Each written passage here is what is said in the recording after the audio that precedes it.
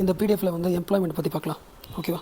So வழக்கமாக நம்ம என்ன பண்ணுவோம், ஃபஸ்ட் பேஜில் எப்பவுமே ஒரு பிடிஎஃப்பில் அந்த எம்ப்ளாய்மெண்ட் பற்றியான பேசிக் ஸ்டாட்டிஸ்டிக்ஸ், அதாவது இந்த வருஷம் எக்கனாமிக் சர்வே ஆஃப் இந்தியாவில் என்ன சொல்கிறாங்க, ஸ்டாட்டிஸ்டிக்ஸ் பார்ப்போம்ல, அதை பார்க்கலாம். ஸோ இந்த எக்கனாமிக் சர்வேயில் வந்து எதை பற்றி பேசியிருக்காங்கன்னா, ஃபார்மல் ஜாப்ஸை பற்றி பேசியிருக்காங்க. அதாவது ஒர்க்கை ரெண்டாக பிரிக்கலாமா, ஒன்று வந்து ஃபார்மல் ஒர்க், இன்னொன்று கேஷுவல் ஒர்க் ரெண்டாக பிரிக்கலாம். ஃபார்மல் ஒர்க்னால் வந்து அந்த கவர்மெண்ட் ஜாப் சொல்லுவாங்களே, அதாவது ரெகுலராக சம்பளம் வாங்குறவங்க, கவர்மெண்ட் மானிட்டர் பண்ணுவாங்களே, அதாவது அக்கௌண்டபிளாக இருப்பாங்க, டேக்ஸ் கட்டுறவங்க, அது மாதிரி அந்த எக்கனாமியோட கண்காணிப்பில் வருவாங்களே, அது ஃபார்மல் ஜாப்ஸ்னு சொல்லுவாங்க. இன்ஃபார்மல் ஜாப்ஸ் இல்லை கேஷுவல் ஒர்க்னு சொல்லுவாங்களே, எஸ், அது வந்து கணக்கில் தெரியாது. கரெக்டாக? ஸோ அந்த ஃபார்மல் ஜாப்ஸை பற்றி இந்த எக்கனாமிக் சர்வே ஆஃப் இந்தியாவில் பேசியிருக்காங்க. என்ன சொல்கிறாங்கன்னா, அந்த ரெகுலர் வேஜ் வாங்குறாங்களே ஃபார்மல் ஜாப்ஸ், எஸ், அது இன்க்ரீஸ் ஆகிருக்கு இந்தியாவில்.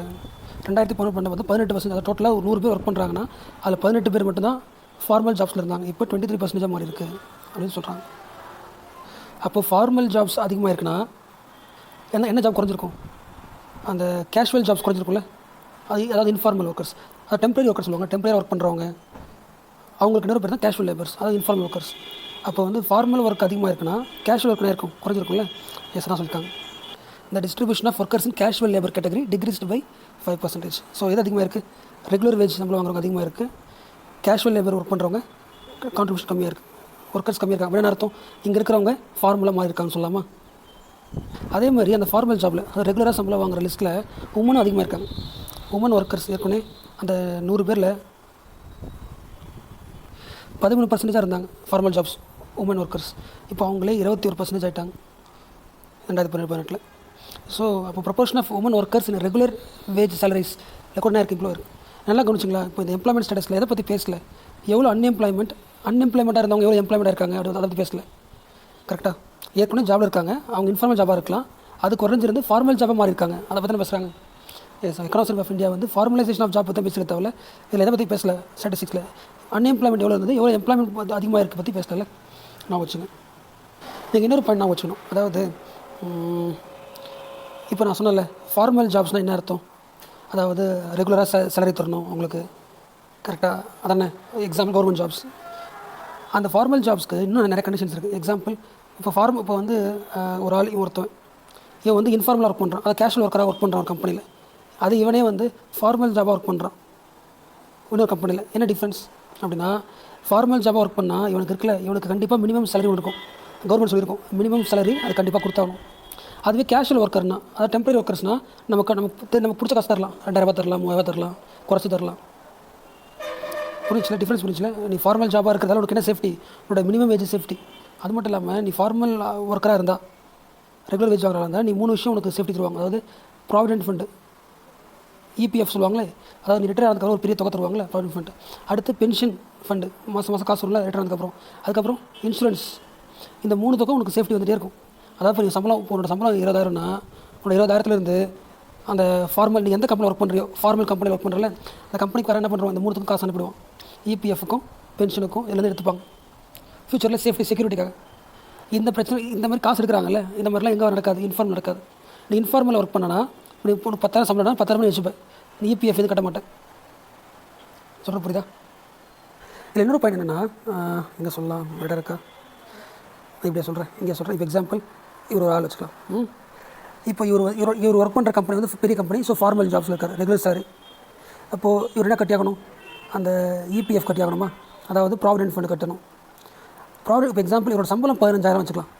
15,000னா இதிலிருந்து இபிஎஃப் கட்டணும்ல, இந்த இவர் தானே வேலை செய்கிற ஒர்க்கர், இவர் 12% கட்டணும். அதே 12% அமௌண்ட்டுக்கு இவருக்கு வேலை கொடுத்தாங்களே அந்த எம்ப்ளாயர், அவரும் கட்டணும் 12%. ரெண்டும் சேர்ந்து தான் கவர்மெண்ட்டுக்கு போகும். அதை தான் ஃபியூச்சர் தருவாங்க. மாதம் ஒரு ஃபார்மல் ஜாபில் ஒர்க் பண்ணுற ஒரு ஆளுக்கு இபிஎஃப் பிடிப்பாங்க. அந்த இபிஎஃப்க்கு கான்ட்ரிபியூட் பண்ணுறது யார், அந்த எம்ப்ளாயும் காசு தருவார், சம்பளம் தருவார். அதே மாதிரி ஒரு வேலைக்கு சேர்த்தாங்களா எம்ப்ளாயர், அவரும் காசு தருவார். அப்போ இது யாருக்கு போடனு, எம்ப்ளாயருக்கு போடன் தானே. இப்போ யோசிச்சு பாருங்களேன், இப்போ இந்த கம்பெனி பெரிய கம்பெனி வச்சுக்கலாம். இப்போ ஒரு ஆள் வரான், இவனை இந்த கம்பெனி ஆட் பண்ணிக்குது, இவனை டெம்பரரி ஜாபாக வச்சுக்கிட்டா, கேஷுவல் ஒர்க்கராக வச்சுக்கிட்டா, இவனோட கணக்கு எங்கே வராது, கவர்மெண்ட்டுக்கு போகாதில்ல. அப்போ இவனுக்கு என்ன கட்ட தேவையில்ல, இபிஎஃப் கட்ட தேவையில்ல. கரெக்டாக? இந்த எம்ப்ளாயர், இந்த முதலாளி இவனுக்கான இபிஎஃப் கட்ட தேவையில்ல. அப்போ என்ன பண்ணுவாங்க மோஸ்ட்லி, அப்போ எல்லா முதலாளிகளும் என்ன பண்ணுறாங்கன்னா வேலைக்கு ஆள் வச்சுக்கிறாங்க.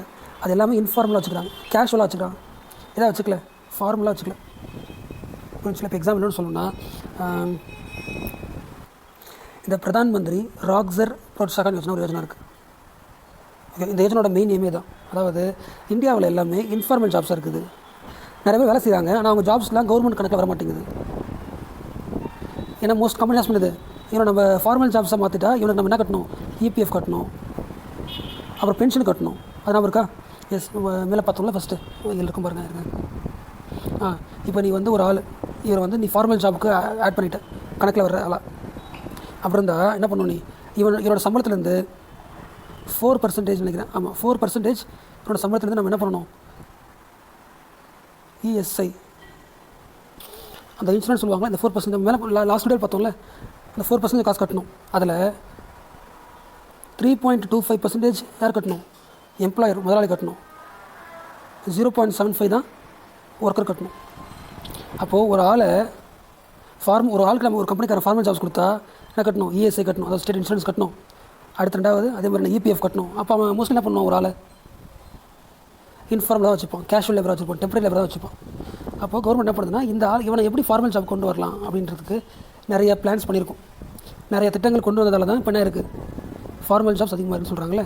எஸ், ஏற்கனவே எவ்வளோ இந்த 18% இருந்த ஃபார்மல் ஜாப்ஸ் இப்போ 23% இருக்குன்னா இப்போ எல்லா கம்பெனிஸும் ஃபார்மல் ஜாப்ஸாக மாற்றிட்டு இருக்குது, இன்ஃபார்மலாக இருக்கிற ஆளுன்னு சொல்லலாம்ல. அப்படி மாற்றுதுன்னா கம்பெனிக்கு எப்பவுமே நஷ்டம் தானே. ஒரு இன்ஃபார்மலாக ஒர்க் பண்ணுற ஆள் ஃபார்மலாக மாற்றினா அப்புறம் எப்படி ஒத்துக்கிட்ட ஃபார்மலாக மாறிச்சு, எப்படி இவ்வளோ இம்ப்ரூவ்மெண்ட் எப்படி தெரிஞ்சுது அப்படின்காக அதுக்கு கவர்மெண்ட் என்ன ஸ்டெப் எடுத்தது அப்படின்றத கீழே கொடுத்துருக்காங்க. இங்கே கொடுக்குறாங்க. முதல் ஸ்டெப் வந்து யூனிவர்சல் அக்கௌண்ட் நம்பர், இபிஎஃப்ஓட ப்ராவிடென்ட் ஃபண்ட் இருக்குல்ல, நீங்கள் ஒர்க் பண்ண போனாலே உங்களுக்கு அக்கௌண்ட் கொடுத்துருவாங்க, ப்ராவிடென்ட் ஃபண்ட் அக்கௌண்ட் கொடுத்துருவாங்க. இப்போ நீ இந்த கம்பெனியில் ஒர்க் பண்ணுற, ஓகே, உங்களுக்கு கொடுத்தாங்க, என்ன கொடுத்தாங்க, இபிஎஃப் அக்கௌண்ட் கொடுத்துட்டாங்க, அக்கௌண்ட் கொடுத்துட்டாங்க. திடீர்னு நீ வேறு கம்பெனிக்கு போகிற, அக்கௌண்ட் மாறிடும். இல்லை என்ன பண்ணுறது, இதுக்கான டைம் அதிகமாகும். இப்போ இவங்ககிட்ட வாங்கிட்டு வந்து இல்லை என்ன பண்ணலாம், டைம் வரணும். அதுக்கப்புறம் என்ன பண்ண மாட்டோம், ரெஜிஸ்டர் பண்ணாமல் விட்டுரும். ஓகே, நீ எத்தனை கம்பெனி மாறினாலும் உங்களோட அக்கௌண்ட் யூனிவர்சல்னால் ஈஸியாக இருக்கும்ல, அது மாற்றிட்டாங்க. ஸோ அதாவது நம்மளோட லேபர் மார்க்கெட்டை, நம்ம ஒர்க் பண்ணுற ஃபோர்ஸை ஃபார்மலைசேஷனாக மாற்றுறதுக்கு கவர்மெண்ட் நிறைய ஸ்டெப் எடுத்துருக்கு. அது முதல் ஸ்டெப் என்னென்னா, இந்த இபிஎஃப்ஓ என்ன பண்ணியிருக்கு, யூனிவர்சல் அக்கௌண்ட் நம்பர் பண்ணியிருக்கு. கரெக்டாக? அப்போ நீ வேறு கம்பெனி போனால் கூட உங்களோட அக்கௌண்ட் நம்பர் என்னது சேம் தான். ஒன்று. ரெண்டாவது இன்னொன்று பார்த்தோம்ல, ஒரு ஆளை நம்ம வந்து வேலைக்கு ஃபார்மலாக வச்சுக்கிட்டா அந்த ப்ராவிடென்ட் ஃபண்டில் 12% அந்த எம்ப்ளாயரே கட்டணும். சார், அந்த எம்ப்ளாயி கட்டணும். அதே மாதிரி அந்த முதலாளி 12% கட்டணும்ல, அந்த 12% முதலாளி கட்ட தேவையில்ல, எம்ப்ளாயர் கட்ட தேவையில்லை. அது கவர்மெண்ட்டே காம்பன்சேஷன் பண்ணிவிடும் சொல்கிற ஸ்கீம் தான் பிரதான் மந்திரி ராக்ஸர் புரோத்சாகன் யோஜனா. ஓகேவா? ஸோ இனிமேல் என்ன பண்ண வேணாம், நீங்கள் 12% கான்ட்ரிபியூஷன் எம்ப்ளாயர் தர வேணாம், முதலாளி தர வேணாம். யார் கொடுத்துருவா, கவர்மெண்ட்டே கொடுத்துரும். ஆனால் யாருக்குன்னா, இப்போ எக்ஸாம்பிள் இவன் 1 லட்ச ரூபா வாங்குறான், வேலை செய்கிறான், இந்த கம்பெனியில் வேலை செய்கிறான், 1 லட்ச ரூபா வாங்குறான். அவனுக்கு கவர்மெண்ட் தரதுலதா கிடையாதுல்ல. அப்போ கண்டிஷன் போடுறாங்க, நீங்கள் ஒரு ஆளுக்கு வேலைக்கு, ஒரு கம்பெனி இருக்குது, இந்த கம்பெனி வந்து ஒரு ஆளுக்கு வேலைக்கு சேர்த்துக்குது, அந்த ஆளோட சம்பளம் 15,000 ரூபாய்க்கு கீழே இருந்துச்சுன்னா கண்டிப்பாக நான் என்ன பண்ணிடுறேன், 12% ஜிபிஎஃப் நானே கட்டிடுறேன், கவர்மெண்ட் கட்டிடும். அந்த கம்பெனியோட எம்ப்ளாயர் கட்ட தேவையில்லைன்னு சொல்கிறாங்க. அப்போ அந்த கம்பெனிக்கார என்ன முடிவு பண்ணுறான், ஓகே அவள் எப்படியும் வந்து கவர்மெண்ட் கட்ட போகுது, நம்ம ஏன் இன்ஃபார்மலாக வச்சுக்கணும், ஃபார்மலாக வச்சுக்கலாம்னு சொல்லிட்டு ஃபார்மலாக மாற்றுறாங்க. ஸோ அது ரிசல்ட் என்ன ஆகுது, இம்ப்ரூவ் ஆகுது. 18% 23% ஃபார்மல் ஜாப்ஸ் இம்ப்ரூவ் ஆகுதா. அதே மாதிரி மோஸ்ட்லி இன்னொரு பிரச்சனை இருக்கும், அந்த பென்ஷன் இருக்குல்ல. இப்போ நமக்கு சம்பளம் வந்து 50,000 வச்சுக்கலாம், சும்மா எக்ஸாம் சொல்கிறேன். இப்போ நமக்கு அந்த சம்பளம் 50,000 அப்படியே கையில் வந்தாலும் ஒரு ஹாப்பியாக இருக்கும். பென்ஷன்லாம் கட்டுறோம் தான், பட் இருந்தாலும் ஒரு மன திருப்தி நினைப்போம், நமக்கு 50,000 கட்ட வரலையே, கையில் 40,000 தானே வருது, இதெல்லாம் பிடிச்சிட்டாங்கன்னு தோணும்ல. அதனால் என்ன பண்ண மாட்டாங்க, நிறைய பேர் ஃபார்மல் ஜாப்ஸ் போக மாட்டாங்க. ஃபார்மல் ஜாப்ஸ் போய்ட்டால் நமக்கு கையில் முழு சம்பளம் காசு வராது, ஃப்யூச்சரில் வரதோட இப்போ முக்கியம் நமக்கு அப்படின்னு போக மாட்டாங்க. அப்போ என்ன பண்ணுறாங்கன்னா, எல்லாரும் பென்ஷன் கட்ட வேணாம். ஓகே, ஏற்கனவே என்ன பண்ணாங்கன்னா, யாரெல்லாம் இப்போ ஒரு ஆள் இருக்கான், அவனோட சம்பளம் 6,500 ரூபாய்னா 6,500 ரூபாய்க்கு மேலே இருந்தாலும் என்ன பண்ணணும், கண்டிப்பாக நீ பென்ஷன் காசு கட்டணும் ஃபார்மல் ஜாப்ஸில். இப்போ அப்படி என்ன பண்ணிட்டாங்க, அப்படிலாம் தேவையில்லை, 15,000 ரூபாய் சொல்லிட்டாங்க. உன்னோட சம்பளம் 15,000 ரூபாய் மாதம், அதுக்கு மேலே இருக்கா, கண்டிப்பாக என்ன பண்ணணும், நீ பென்ஷன் கட்டி தான் ஆகணும். ஸோ அதிகமாக்கிட்டாங்க. அப்போ நிறைய பேர் இப்போ எஸ்கேப் ஆகிடுவாங்க, பென்ஷன் கட்ட தேவையில்லை. ஓகே, அதே மாதிரி தான் லாஸ்ட்டு பார்த்தோம்ல, இந்த வேஜ் கோடு பார்த்தோமா, வேஜ் ஆக்ட் கோடு என்ன சொன்னாங்க. ஃபஸ்ட்டு ஒரு எக்ஸாம்பிள் சொன்னல, அதாவது வந்து ஒரு கம்பெனி இருக்குது, ஒரு ஆளை வந்து ஃபார்மல் ஜாப்ஸில் வச்சுக்கிட்டா அவனுக்கு மினிமம் இவ்வளோ சேலரி கொடுத்தாகும் கவர்மெண்ட் பார்க்கும். இதுவே கேஷுவல் ஒர்க்கராக இருந்தால் அவனுக்கு நமக்கு பிடிச்ச சேலரி கொடுத்துடலாம், கம்மியாக கொடுத்துடலாம். கரெக்டாக? இப்போ என்ன சொல்லிடுச்சுன்னா, கேஷுவல் ஒர்க்காக இருந்தாலும் சரி, இல்லை ஃபார்மலாக இருந்தாலும் சரி, இல்லை வீட்டு வேலை செய்கிறவங்க இருந்தாலும் சரி, யாராக இருந்தாலும் சரி, அவங்களுக்கு கண்டிப்பாக கவர்மெண்ட் வந்து அது கோட் ஆன் வேஜ் ஆக்டில் வழியாக ஒரு ஃப்ளோர் சேலரி சொல்லிடும். இப்போ படித்தோம்ல மினிமம் வேஜஸ் சொல்லிடும், கண்டிப்பாக அது எல்லோரும் கொடுத்தாகணும், அது கீழே தரக்கூடாது அப்படி முடிவு பண்ணிட்டாங்க. இந்த முடிவு என்ன தெரியல. அப்போ கம்பெனிக்காரன் வச்சுப்பான், ஓகே இவனை இன்ஃபார்மலாக வச்சா கூட அதே மினிமம் சேலரி கொடுத்தாகணும், ஃபார்மல் காரனுக்கு என்ன மினிமம் சேலரி தரமோ அது கொடுத்தாகணும். ஸோ இவனை ஃபார்மலாக ஆட் பண்ணலாம்ல. அடுத்து யாரெல்லாம் வந்து ஃபார்மல் பிஸ்னஸ் பண்ணுறீங்களோ அவங்களுக்குலாம் லோன் உண்டு. என்ன திட்டத்து வழியா? முத்ரா திட்டத்து வழியா, ஸ்டாண்டப் திட்டத்து வழியா உங்களுக்கு என்ன உண்டு? ஃபார்மல் கிரெடிட் உண்டு. நீ பிஸ்னஸ் பண்ண போகிற, அதுக்கான ஃபார்மல் கிரெடிட் உண்டு. அவங்களோட பிஸ்னஸ் என்ன ஆகிடும்? ஃபார்மல் ஆகிடும். இதில் ஒர்க் பண்ணுறவங்க எல்லாருமே ஃபார்மல் எம்ப்ளாயர்ஸாக ஆகிடுவாங்க. இதெல்லாம் கவர்மெண்ட் எடுத்த steps for formalisation of labour market. அதே மாதிரி தான் அந்த ஸ்டேட் இன்சூரன்ஸ் இருக்குல்ல, ஸ்டேட் இன்சூரன்ஸ் கான்ட்ரிபியூஷன் என்னவா இருக்குது? குறைச்சிட்டாங்க. ஏற்கனவே ஒரு ஆளுக்கு ஒரு இதான் ஃபார்மல் ஜாப்ஸில் இருக்கிறான்னா இவனோட சம்பளத்துலேருந்து 6.5% நம்ம என்ன பண்ணணும்? இன்சூரன்ஸ் கட்டணும். அதில் 4% யார் கட்டணும்? சரி ஆமாம், இப்போ மாற்றிக்கலாம். எப்படி படிச்சது தான் லாஸ்ட் வீடியோவில் 6.5% என்ன பண்ணணும்? இன்சூரன்ஸ் கட்டணும். ஆனால் இப்போது 4% கட்டினா போதும். ஓகேவா? எஸ். அப்போ இன்சூரன்ஸ் காசும் கம்மியாக கட்டினா போதும். அப்போ என்ன பண்ணுவோம்? ஓகே, நமக்கு இப்போ ஃபார்மல் ஜாப்ஸ் எதாவது பிரச்சனை கிடையாது, காசு வரும் அப்படின்னு நினச்சிப்போம். இந்த பாயிண்ட் நம்ம லாஸ்ட் வீடியோ பார்த்தோம், ஞாபகம் இருக்கா? எஸ். அந்த எம்ப்ளாயரோட பர்டன் குறைஞ்சி போச்சு. பென்ஷன் காசு அதிகமாக கட்ட தேவை. ஒவ்வொரு ஒர்க்கருக்கும் நம்ம தர பென்ஷன் காசு கம்மி தான். 3.25% கட்டினாலே போதும். ஏற்கனவே 4.7% யாருக்கு மட்டும் எம்ப்ளாயர் மட்டுமே கட்டணும். மேக்ஸிமம் கொஸ்டின் கேட்பாங்கன்னா இந்த இபிஎஃப் இருக்குல்ல, அது யாரால் கட்டுவாங்க கேட்டால் கவர்மெண்ட் யார் கட்டுவா?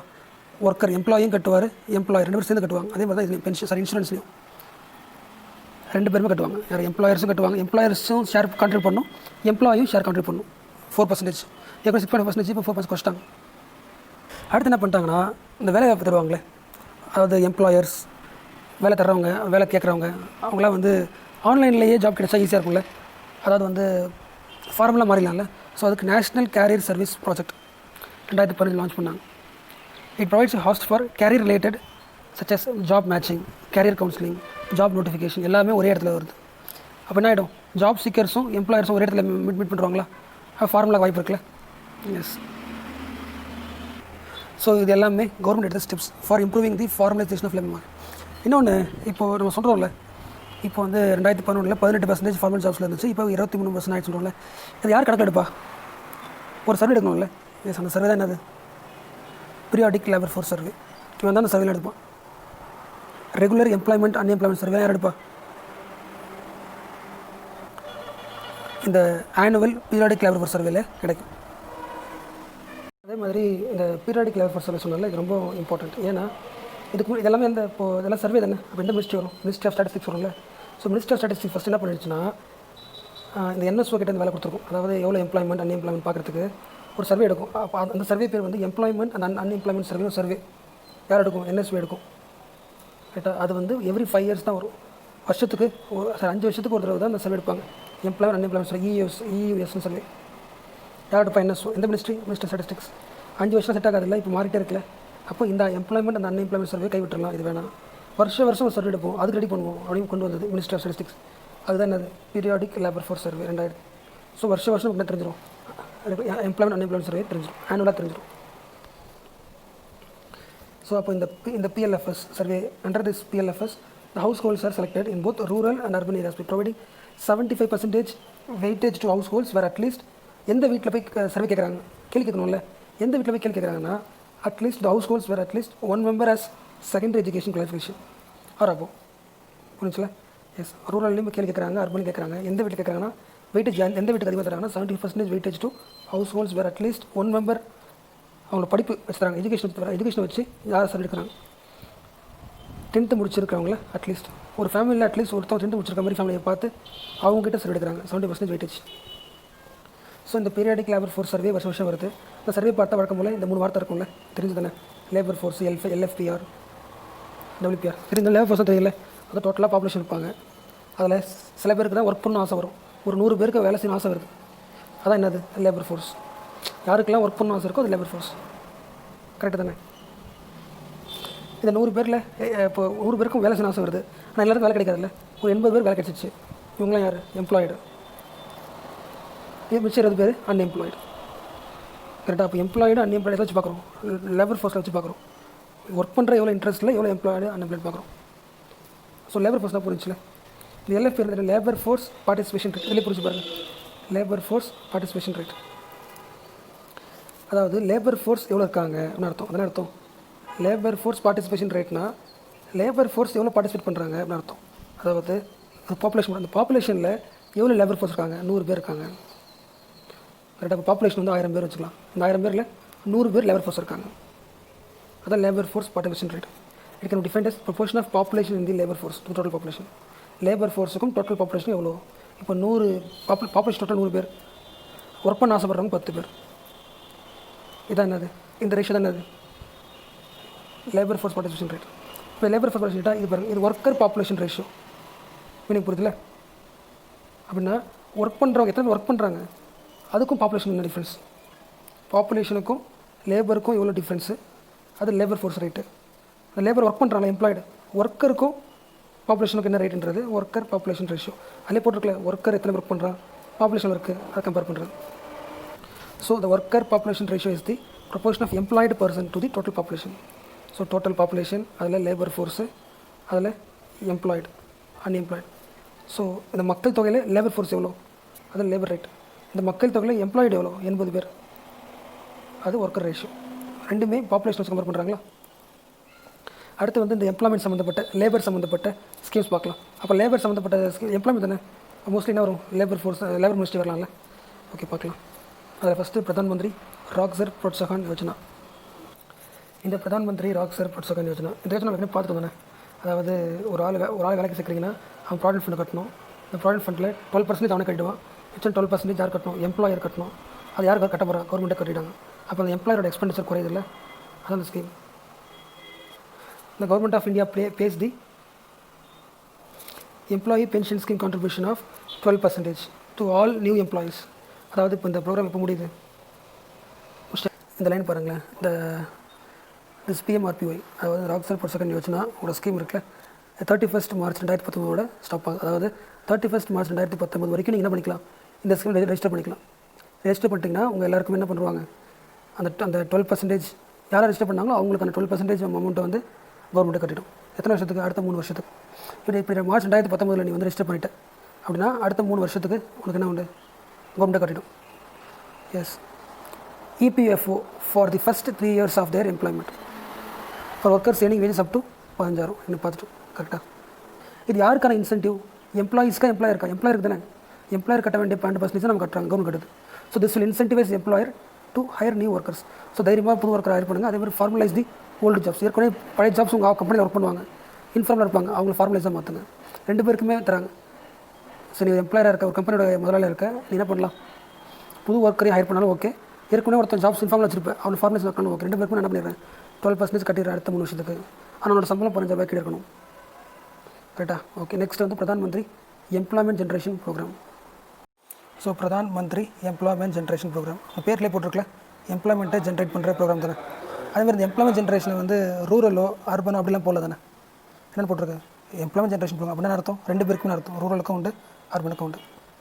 ஸோ எம்ப்ளாய்மெண்ட்டை எப்படி ஜென்ரேட் பண்ண போகிறாங்க அப்படின்னு பார்த்தா, இப்போ நீ ஒரு குட்டி பிஸ்னஸ் ஆரம்பிக்க போகிற, அதாவது மைக்ரோ என்டர்பிரைஸ் ஆரம்பிக்க போகிறேன்னா நீ வந்து என்ன பண்ணிக்கலாம், லோன் வாங்கிக்கலாம். லோன் உண்டு. எவ்வளோ லோன் உண்டு, நீ மேனுஃபேக்சரிங் பிஸ்னஸ் பண்ண போகிறோன்னா உனக்கு 25 லட்சம் வரைக்கும் லோன் உண்டு. ஓகேவா. சர்வீஸ் செக்டர் மாதிரி எதாவது பண்ண போகிறோன்னா உனக்கு 10 லட்சம் லோன் உண்டு. அதான். ஸோ நீ ஒரு பிஸ்னஸ் ஆரம்பிக்க போகிறோன்னா உனக்கு லோன் தராங்களே, அது எம்ப்ளாய்மெண்ட் ஜென்ரேஷன் ப்ரோக்ராம் சொல்கிறாங்க. இதில் இந்த லைன் புரியுதா, PMEGP, அதாவது இந்த ப்ரோக்ராம் வந்து கிரெடிட் லிங்க்டு சப்சிடி ப்ரோக்ராம். அதாவது உனக்கு காசு தராங்க. எக்ஸாம்பிள், நீ மேனுஃபேக்சரிங் செக்டரில் ஒரு கம்பெனி ஆரம்பிக்க போகிறோன்னா, குட்டி ஸ்மால் பிஸ்னஸ் ஆரம்பிக்க போகிறோன்னா 25 lakhs தராங்களா, கிரெடிட் கொடுத்துறாங்களா. அந்த கிரெடிட்டில் கொஞ்சம் காசு சப்சிடியாக கவர்மெண்ட்டை கட்டிடும், என்ன கட்ட தேவையில்ல. எக்ஸாம்பிள் இங்கே போட்டிருக்கு பாருங்களேன், இங்கே போட்டிருக்கு. இப்போ 25 lakhs நீங்கள் வாங்குறல, அதில் 35% காசு கவர்மெண்ட்டை கட்டிடும். அப்போது வட்டி கம்மியாகிடுமா. எஸ். முக்கியமான பாயிண்ட் தெரிஞ்சுக்க வேண்டியது, இது எந்த மினிஸ்ட்ரி தான் கரெக்டாக. இவங்க ஆரம்பிக்கிற பிஸ்னஸ் குட்டி பிஸ்னஸ், மைக்ரோ என்டர்பிரைஸ். அப்போ எந்த மினிஸ்ட்ரி இருக்கும், மினிஸ்ட்ரி ஆஃப் MSME. அவ்வளோதான். So 3 point. Pradhan Mantri employment generation program எந்த மினிஸ்ட்ரினா MSME. காரணம் அவங்க தரது லோனே மைக்ரோ என்டர்பிரைஸ்க்கு தராங்க. எவ்வளோ காசு தராங்க, 2 பேருக்கும் தராங்க, ரூலும் தராங்க, ஆஸ் வெல் அஸ் அர்பனும் தராங்க. எவ்வளோ காசு தராங்க, மேனுஃபேக்சரிங்னா 25, சர்வீஸ்னால் 10 லட்சம். ஒரு வேளை நீ அது யாருக்குன்னா படித்த ஆட்களுக்கு.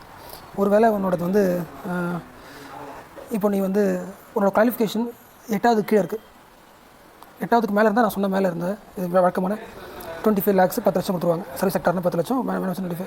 ஒரு வேளை நீ 8வது கீழே படிச்சிருக்கேன்னா உனக்கு வந்து மேனுஃபேக்சரிங் செக்டருக்கு 10 lakhs தான் தருவாங்க, சர்வீஸ் செக்டருக்கு 5 லட்சம் தருவாங்க. ஸோ எலிஜிபிலிட்டி பார்த்துங்க முக்கியம். வயசு 18 இருக்கணும், குவாலிஃபிகேஷன் பார்ப்பாங்க. ஒரு வேளை நீ ஒரு நிறுவனமாக இருக்க, நீ வாங்க போகிறேன்னா இந்த ஆக்டில் ரெஜிஸ்டர் இருக்கணும், இன்ஸ்டியூஷன்ஸ் ரெஜிஸ்டர் ஆனது, சொசைட்டிஸ் ரெஜிஸ்ட்ரேஷன் ஆக்ட் 60 இருக்கணும். செல்ஃப் ஹெல்ப் குரூப்பாக இருக்கலாம், சேரிட்டபிள் ட்ரஸ்ட்டாக இருக்கலாம். ஸோ இண்டிவிஜுவல் மட்டும் கிடையாது, இண்டிவிஜுவலுக்கும் தராங்க, செல்ஃப் ஹெல்ப் குரூப்பும் தராங்க, இன்ஸ்டியூஷனுக்கும் தராங்க, கோஆப்ரேட்டிவ் சொசைட்டிக்கும் தராங்க, ஒரு ப்ராஜெக்ட்டுக்கும் தராங்க. கரெக்டாக. எஸ். குவாலிஃபிகேஷன் நல்லா இருந்துச்சுன்னா, படித்தாலாக இருந்தானா உனக்கு எவ்வளோ 25 lakhs. மேனுஃபேக்சருக்கு, சர்வீஸ்க்கு 10 லட்சம். எந்த மினிஸ்ட்ரி முக்கியம்? ஃபஸ்ட்டு பார்த்தது எம்ப்ளாய்மெண்ட் ஜென்ரேஷன் பற்றிக்கான ஒரு ப்ரோக்ராம் பார்த்துருமா. அடுத்து பார்க்க போகிறது வந்து லைவ்லிஹுட் பற்றி பார்க்க போகிறோம். லைவ்லிஹுட் மிஷன் இது தனித்தனியாக இருக்கும். இப்போ எக்ஸாம்பிள் அர்பன் லைவ்லிஹுட்க்கு தனி மிஷன் இருக்கும். அதுக்கு தீனதயாள் அந்தியோதயா சொல்கிறாங்களா, NULM, national urban livelihood mission. அதே லைவ்லிஹுட் மிஷன் வந்து ரூரலில் பண்ணாங்கன்னா அதுக்கு பேர் வந்து இங்கே இருக்குமே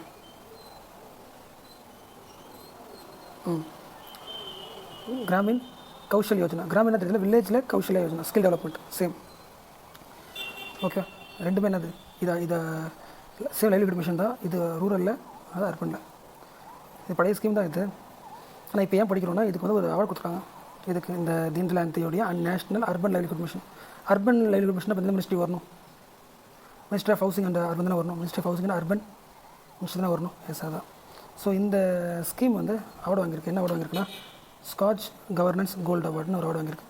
அதுக்கான காரணம் என்னென்னா for it's portal for affordable credit and interest submissions. அதாவது பைசான ஒரு இனிஷியேட்டிவ். அதாவது இந்த ஸ்கீம் இருக்குல்ல, இந்த ஸ்கீமில் முக்கியமான பாயிண்ட் சொல்லுவாங்கள்ல, அதில் ஒரு பாயிண்ட் வந்து பைசான்னு சொல்லுவாங்க. அந்த பாயிண்ட்டுக்கு, அந்த இனிஷியேட்டிவ்க்கு இந்த ஸ்காட்ச் அவார்டு கொடுத்துருக்காங்க. ரெண்டும் பார்க்கலாம் என்னென்னு. இது புரிஞ்சாச்சுல? எஸ், இது வந்து வாழ்வாதாரத்துக்காக ஒரு பண்ணுறதுக்கான ப்ரோக்ராம். ஸோ மினிஸ்ட்ரி ஆஃப் வாழ்வாதாரம் புரியுதுல, அப்போ அவங்க எப்படி இருக்காங்க, பூரா இருக்காங்க. ஸோ அதான் poverty, urban poverty. So national urban livelihood மிஷனோட main name was launched by minister of housing and urban. ஏற்கனவே ஒரு ஸ்கீம் இருந்தது, ஸ்வர்ண ஜெயந்தி ஷஹர் ராக்ஸர் யோஜனா. ஷஹர் அதை ரீப்ளேஸ் பண்ணிட்டு இப்போ வருது. ஓகே, அது மெயின் பிரின்சிபல். அது இந்த கோர் பிலீஃப் இஸ் தட், இது முக்கியமான பாயிண்ட். அதாவது இதோட மெயின் நேம் என்னது, அர்பன் இருக்கிற போருக்கு லைவ்லிஹுட் தரணும். எப்படி தரணும்? இப்போ சில பணக்காரங்களுக்கு மட்டும்தான் அந்த என்டர்பிரினர் ஸ்கில் இருக்கணும் அவசியம் கிடையாது. போர்ஸ்க்குமே என்ன இருக்கும், என்டர்பிரினர் ஸ்கில் இருக்க வாய்ப்பு இருக்குது. அப்போ அவங்களுக்கு நம்ம காசு கொடுத்து இல்லை அவங்களுக்கு ஸ்கில் டெவலப்மெண்ட் பண்ணி கொடுத்தா அவங்க என்டர்பிரினர்ஷிப்பாக மாற வாய்ப்பு இருக்குல்ல. அதான் மெயின் திங்.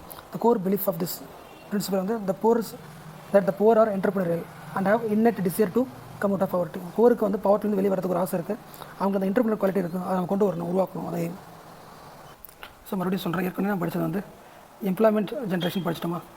அதுக்கப்புறம் என்ன படிக்கிறோம், போருக்காக படிக்கிறோம். போருக்கு எப்படி லைவ்லிஹுட் தரலாம், அர்பன்லேயும் படிக்க போகிறோம், ரூரலையும் படிக்க போகிறோம். அர்பனுக்கான ஸ்கீம் தான் தீனதயாள் அந்தியோதயா, NULM. ஸோ இதோட மெயின் காம்போனன்ட்ஸ் என்ன அப்படின்றதையும் கொடுத்துருப்பாங்க. அதில் under the employment through skill training and placement. அப்போது அந்த போர்ஸை கூப்பிட்டு அவங்களுக்கு ஸ்கில் ட்ரைனிங் தரணும். அடுத்து under social mobilisation industrial development, formation of self help groups.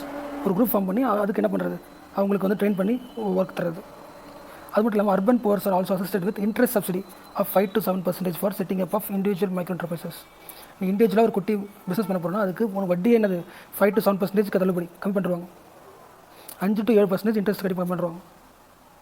அது மட்டும் இல்லாமல் இந்த பாயிண்ட் முக்கியம், லைவ்லிஹுட் தானே சொல்கிறாங்க, வாழ்வாதாரம் தானே, வாழ்றதுக்கு வீடு வேணும்ல. Yes, so construction of shelters for urban homeless அதுவும் கட்டித்தராங்க. Is fully funded under the scheme. இதெல்லாம் என்னது components of the scheme. First scheme வந்து ட்ரைனிங் தரணும், கரெக்டாக.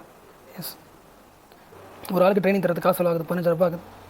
அர்பன் போராக இருந்தால், நார்த் ஈஸ்ட் இருந்தால் 18,000 ஆகுது. அதை விட்டுருங்க. அடுத்து எல்லோரும் ஒன்றா சேர்த்து சோஷியல் மொபிலைசேஷன் பண்ணி இண்டஸ்ட்ரியல் டெவலப்மெண்ட் பண்ணலாம், ஸ்மால் ஹெல்ப் குரூப்ஸ் உருவாக்கலாம். இல்லைனா அவரை குட்டிக்கு பிஸ்னஸ் வர வச்சு வட்டிக்காக குறைச்சிடலாம், வீடு தரலாம். இதெல்லாம் important components of the scheme. So skill தரது வழியாக புவர்ஸ் என்டர்பிரினராக மாற்றி அவங்களுக்கு பவர்லேருந்து வெளியே வர்றது அர்பனுக்காக. ஸோ தீனதயாள் அந்தியோதயா. இப்போ இந்த பாயிண்ட் இருக்குல்ல, இந்த வட்டியும் குறைச்சிட்டாங்களே, ஒரு இன்ட்ரெஸ்ட் சப்சிடி 5 to 7% குறைச்சாங்களே, அதுதான் வந்து அந்த பைசா போர்ட்டல். அதாவது இந்த அதாவது ஒரு ஆள் வரான், அவன் குட்டி பிஸ்னஸ் பண்ண போகிறான், அவனை வட்டி வந்து 7% கம்மி பண்ணிட்டாங்க. அவனை கம்மி பண்ணாங்களா, எவ்வளோ வட்டி கட்டுறான், குறைச்சிட்டாங்களா குறைக்கல ட்ராக் பண்ணுறதுக்கான போர்ட்டல் தான் Paisa portal for affordable loans and interest submission access. புரிஞ்சுல? எஸ், இந்த நேஷனல் அர்பன் லைவ்லிஹுட் மிஷன் வழியாக லோன் வாங்குறாங்களே அந்த பெனிஃபிஷரிஸை எப்படி பண்ணுறாங்க அப்படின்னு ட்ராக் பண்ணுறதுக்கான போர்ட்டல் தான் பைசா போர்ட்டல். இதுக்கு தான் என்ன கொடுத்துருக்காங்க, ஸ்காட்ச் கவர்னன்ஸ் அவர் கொடுத்துருக்காங்க. எஸ், இந்த ஸ்காட்ச் கவர்னன்ஸ் அவர்ன்றது வந்து ஒரு இண்டிபெண்ட் ஆர்கனைசேஷனு. இது என்ன பண்ணுவோன்னா, என்னென்ன ஸ்கீம்ஸ்லாம் இந்தியாவை பெட்டர் நேஷனாக மாற்றுறதுக்கான ஸ்கீம்ஸ் ப்ராஜெக்ட்ஸ்லாம் இருக்குல்ல, பீப்புளாக இருக்கலாம், ப்ராஜெக்ட்ஸாக இன்ஸ்டியூஷனாக இருக்கலாம், அவங்க அந்த மாதிரி இன்ஸ்டியூஷன்ஸ் ப்ராஜெக்ட்ஸ்க்கு இந்த ஸ்காட்ச் கவர்னன்ஸ் அவார்டு தராங்க. So digital inclusion, financial inclusion, social inclusion, இதில் யார் நல்லா பண்ணுறாங்களோ அவங்களுக்கு அந்த ஸ்காட்ச் கவர்னன்ஸ் அவார்டு தருவாங்க. அடுத்து மேலே பார்த்தது வந்து அர்பன் லைவ்லிஹுட்டா, இது Gramin livelihood. So Deendayal Upadhyaya Gramin Kaushalya Yojana same. அதே மாதிரி ரூரலில் இருக்கிற யூத்துக்கு யாரெல்லாம் போராக இருக்காங்களோ, போர் வார்த்தை முக்கியம், கரெக்டாக. ஏன்னா லைவ்லிஹுட் சொல்லியிருக்கேன். லைவ்லிஹுட்னா எல்லா யூத்து கிடையாது, போகிற யூத்துக்கு தான். அங்கே அர்பனாக இருந்தால் போகிற urban. Okay, so skill for rural youth for poor and provide them jobs having regular monthly wages. அப்போ ரூரல் ஆகிறதுல என்ன மினிஸ்ட்ரி, ரூரல் டெவலப்மெண்ட் தான் வரும். So Grameen Kaushal Yojana, rural development. So இந்த கிராமின் கௌஷல் யோஜனா எதுக்கு வரும்னா பெரியசா நேஷனல் ரூரல் லைவ்லிஹுட் மிஷன். அதில் சிமிலர் சொல்லலாமா, இந்த மாதிரி லைவ்லிஹுட் மிஷன் அப்படின்னு கொடுத்தாலே அது எய்ம் என்னவாக இருக்கும், ரிமூவ் தி பவர்ட்டி தானே. எஸ், மெயின் எய்மே power reduction called Aajeevika. So same தான். அப்போ இந்த கிராமின் கௌஷல் யோஜனாவுக்கு ஒரு பூரருக்கு என்ன பண்ணாங்க, லோன் கொடுத்து பிஸ்னஸ் தாங்க சொல்லிட்டாங்களே. அந்த லோனில் கண்டிஷன்ஸ் இருக்குது. 50% ஃபண்ட் யாருக்கு தரணும்னா எஸ்சி எஸ்டிஸ்க்கு, 15% வந்து மைனாரிட்டிஸ்க்கு, 3% வந்து ஃபிசிக்கலி சேலஞ்சு. அப்போ வந்து ரூரலில் லைவ்லிஹுட் அதிகமாக்கிறதுக்காக கொண்டு வந்த ஸ்கீம் தான் கிராமின் கௌஷல்ய யோஜனா. அர்பனில் கொண்டு வந்தது தேந்திர Antyodaya livelihood urban livelihood mission. Okay, இந்த கிராமினில் இருக்கிற முக்கியமான பாயிண்ட்ஸ் என்னது, 50% of fund would be earmarked for SC STs, 15% minorities, 3% physically challenge.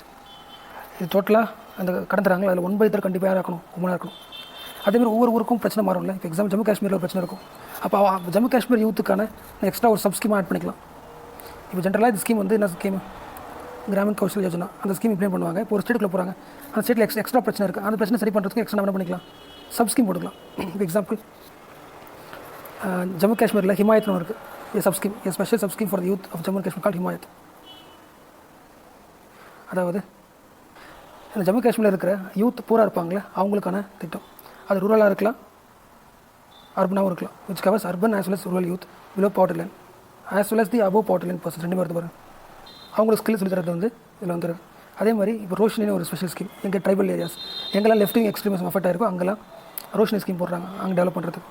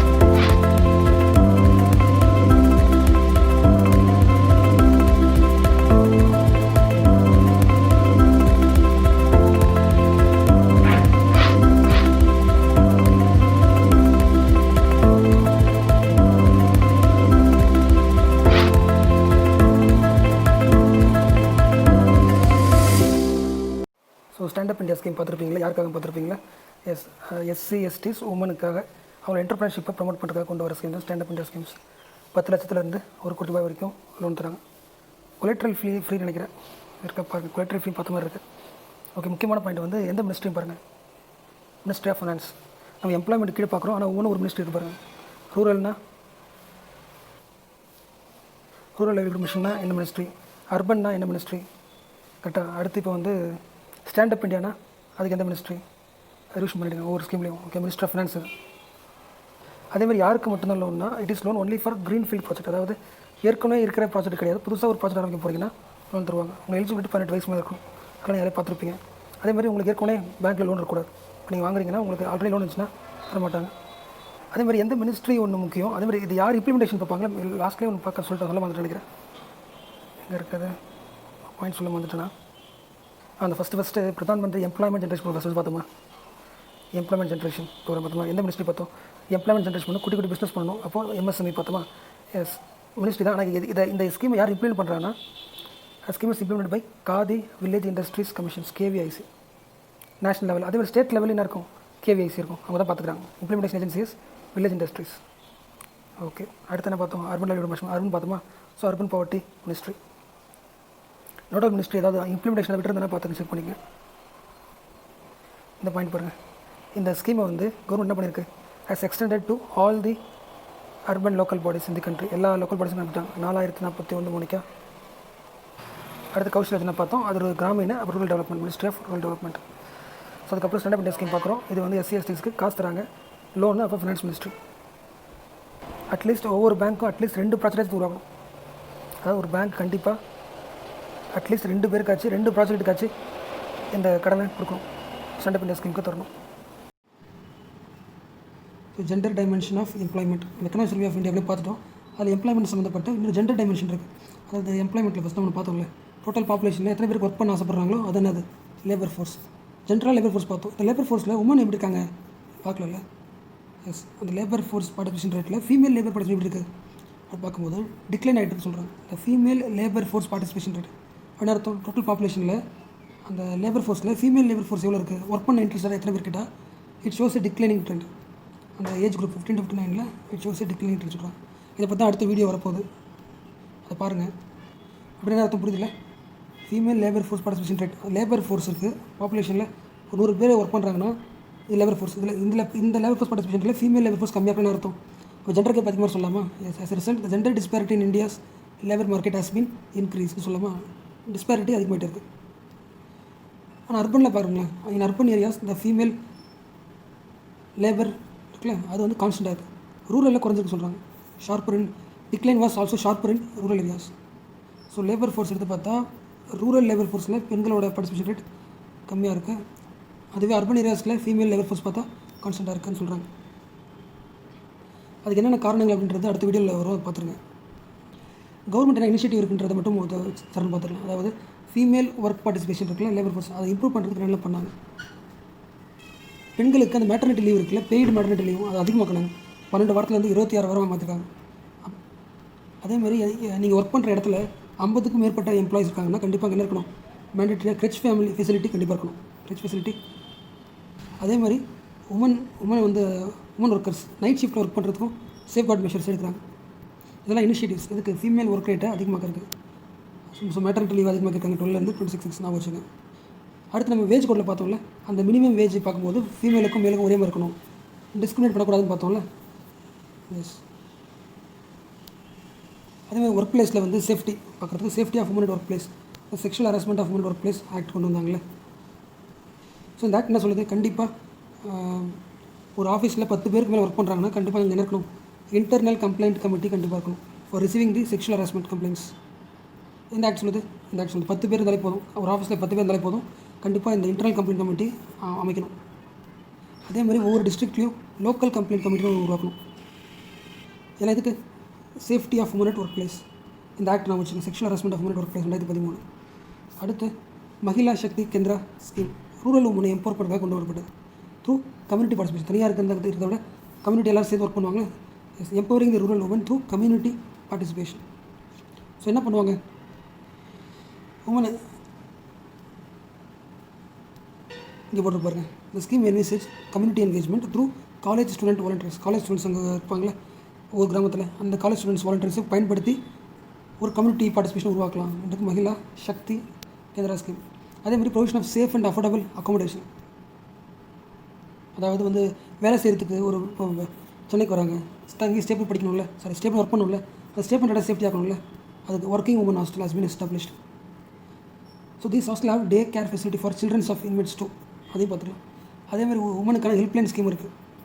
எப்போ தரச்சது, it was implemented from April 1, 2005 to provide 24 hours emergency non emergency response to women. Number அது 181. அடுத்து one stop centre, police, medical, legal, psychology எல்லா சப்போர்ட்டுக்குமே ஒரு one stop centre சொல்கிறாங்க. அது எல்லா டிஸ்ட்ரிக்ட்லையும் இருக்கும். One stop centre are being set up in all district of the country. அடுத்து வழக்கம் போல் பெண்களுக்கு அந்த என்டர்பிரினர்ஷிப் அதிகமாக கற்றுக்கு லோன் தருவாங்களே, முத்ரா வழியாக லோன் தருது, ஸ்டாண்டப் இந்தியா வழியாக லோன் தருது, மகிழா ஹாட் அது online marketing platform to support women entrepreneurs. அப்புறம் பிரதான் மந்திரி முத்ரா யோஜனா பார்த்தோம்ல, அதாவது அப் டு 10 லட்சம் கடை வாங்கிக்கலாம். அதில் டோட்டல் பெனிஃபிஷரியில் 70% உமன் பாரோவர்ஸ். அப்புறம் ஸ்டாண்டப் இந்தியா பார்த்தோம்ல, அதில் வந்து 10 லட்சத்துலேருந்து 1 கோடி ரூபாய் கடை வாங்கிக்கலாம்னு பார்த்தோமா. அதன்படி பார்த்தா at least 1 woman borrower per bank branch. Stand up India பார்த்தோம்னா அட்லீஸ்ட் ஒரு பேங்க் என்ன பண்ணிக்கணும், 2 ப்ராஜெக்ட்டை கடன் கொடுத்துக்கணும், அட்லீஸ்ட் அதில் 1 உமனாக இருக்கணும். அடுத்து prime minister employment generation programme பார்த்தோமா. இதில் என்ன இருக்குது, women enterprise are project 25% and 35% subsidies for the project. ஆமாம், அர்பன்னா 25%, ரூரல்னா 35% சப்சிடி. ஸோ மேலே பார்த்த எல்லாமே அதே மாதிரி ரூரல் லைவ்லிஹுட் மிஷன், அவங்களுக்கு செல்ஃப் எம்ப்ளாய்மெண்ட்டை உருவாக்குறதுக்கு கொண்டு வர்றது, organic farming, start up village entrepreneurship programme. Okay. Trends in the female labor force participation rate within the Indian economy. The total labor force participation rate in the Indian economy as on 2017-18 stands at 49.8%. This means that out of the total working age population, 49.8% of working population are either looking out for work or employed. The male labor force participation rate is 75%. However, the female labor force participation rate is only around 25.3%. That means out of the total females in the working age group of 15 to 59, only around 25% of the females are either working or looking out for work. Now, this particular figure here shows the trends in the female labor force participation rate in the Indian economy since the year 1993-94 to 2017-18. As you can see here, in the year 1993-94, the female labor force participation rate was around 45.2%. However, since then, the female labor force participation rate within the Indian economy has got reduced to 25.3%. And if you compare the female labor force participation rate in the year 2017-18 in rural and urban areas, as you can see here, the female labor force participation rate in the rural areas is higher than the female labor force participation rate in the urban areas. However, the female labor force participation rate in the rural areas, which was almost around 52% in the year 1993-94, this has got reduced to 26.6% in the year 2017-18. So the decline in the female labor force participation rate has been much sharper in the rural areas as compared to the urban areas. So let us try to understand as to what reasons have contributed to the declining female labor force participation rate within the Indian economy. Now, the economic survey has highlighted that at a broader level, two factors have contributed to the decline in the female labor force participation rate. These two factors are the supply side factors and the demand side factors. Now, the supply side factors are those factors that are preventing the women from entering the labor force of the country, whereas the demand side factors are those factors that have not been able to provide adequate amount of employment opportunities to the women in the Indian economy. So with respect to supply side factor, the most important factor has been the higher enrollment of females in the higher educational institution. So since the year 1991, more number of females are now entering into the higher educational institutions. So since more number of females are now entering into higher educational institution, this in turn has delayed their entry into the labor force. The second supply side factor is that more number of women are now opting for the household duties due to the increase in the household incomes. Normally, it is seen that in case of rural areas, the women prefer to work in order to supplement the household income. But the economic survey has highlighted that in the recent years, there has been an increase in the household incomes in the rural areas, because of which the need for women to work has got reduced. Accordingly, more number of women have opted for the household duties, and this has in turn led to the decrease in the female labor force participation rate.